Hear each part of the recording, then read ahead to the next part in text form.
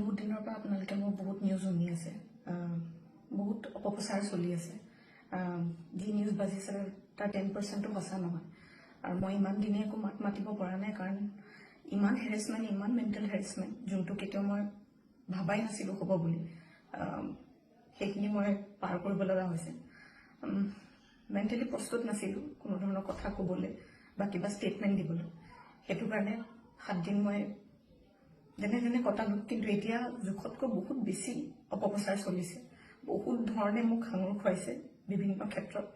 ন্যায়ালয়ে মোক দোষী কৰাৰ আগতে নিউজ মিডিয়াই মোক দোষী কৰি মোক এতিয়ালৈকে ফাঁচি দিছে। মোক অলৰেডি মই দোষী বুলি কথা কৈছে। আৰু বহুত ধৰণৰ নিউজ, বিভিন্ন ধৰণৰ নিউজ, য'ত মোৰ কেছটোৱে ট্ৰেডিঙৰ ওপৰত আছিলে, কিন্তু এতিয়া কেছটো অকল মোৰ ওপৰত হৈ গ'ল। আজি ফাইনেলি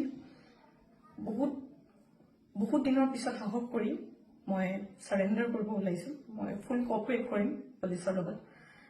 ইমান দিনে কৰিব পৰা নাছিলোঁ। মই পলাই ক'তো থকা নাই, মই লুকাই আছিলোঁ অকণমান। মই পৰা নাছিলোঁ সহ্য কৰিবলৈ। ইমান সহজ নহয় নিউজ এটা শুনি থকা বা নিউজ এটা কৰি থাকিলে। যি মন যায় তাকে কৈ আছে, কোনো ধৰণৰ তথ্য নোহোৱাকৈ কথা কৈ আছে। মই ভাবিছিলোঁ ইমানখিনি কেতিয়াও নিউজ মিডিয়াই নকৰে, ইমান তথ্য নথকাকৈ ইমান নিউজ নবজায়। কিন্তু আজি মিডিয়াৰ ফলত মই আজি দুখী।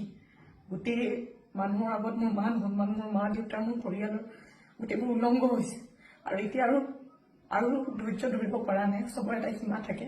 সেইটো কাৰণে আজি মই চাৰেণ্ডাৰ কৰিম। আৰু মোৰ বিশ্বাস যে তথ্য চাই ন্যায়ালয়ে ডিচিশ্যন ল'ব, আৰু মিডিয়াৰ নিউজ চাই নহয়।